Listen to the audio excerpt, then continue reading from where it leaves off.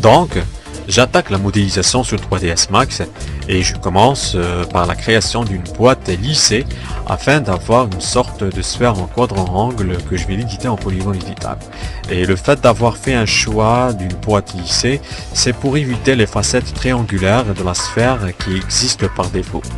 Pour certains, le début se lance par d'autres techniques différentes, par exemple comme l'extrusion des arêtes à partir d'un plan ou même l'utilisation des splines. Bref, en grosso modo, ces techniques sont juste des chemins ou de multiples moyens pour atteindre le même but. Et au premier temps, on va modéliser une tête standard qui ne prend guère les traits de notre personnage velu si on parle de bois.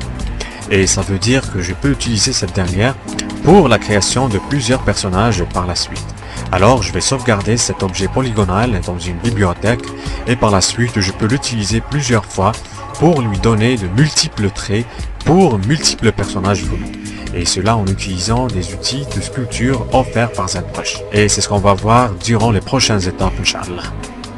À noter aussi qu'il faut faire très attention aux étapes du déroulement du travail, c'est-à-dire qu'il faut planifier et programmer ce qui va suivre pour éviter d'être égaré ou même arriver à refaire le travail bêtement. Et ça peut arriver surtout quand il s'agit d'import-export entre 3ds Max et ZBrush.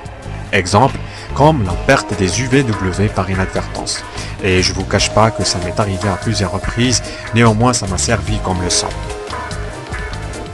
Et ce qui concerne la modélisation, elle va se dérouler directement avec topologie dès le début. Pas forcément d'utiliser le report topologie, car on va gérer le maillage avec des techniques de modélisation au moment de la conception de ce modèle.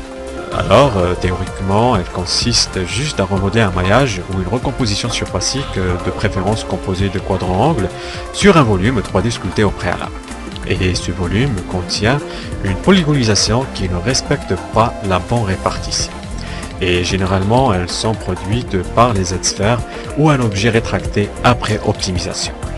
En effet, avoir une bonne topologie est très avantageux. Par exemple, pour le bon développement des UVW, aussi ça permet d'économiser un nombre important de polygones, et je cite aussi un autre avantage, c'est durant l'animation.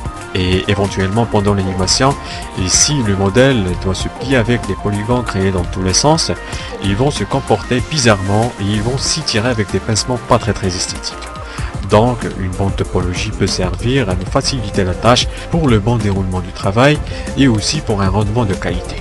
Bref, dans cet exemple, le médecin cible une image fixe et non pas une animation, mais en revanche, la méthode de travail que je vous propose reste valable pour les deux cas.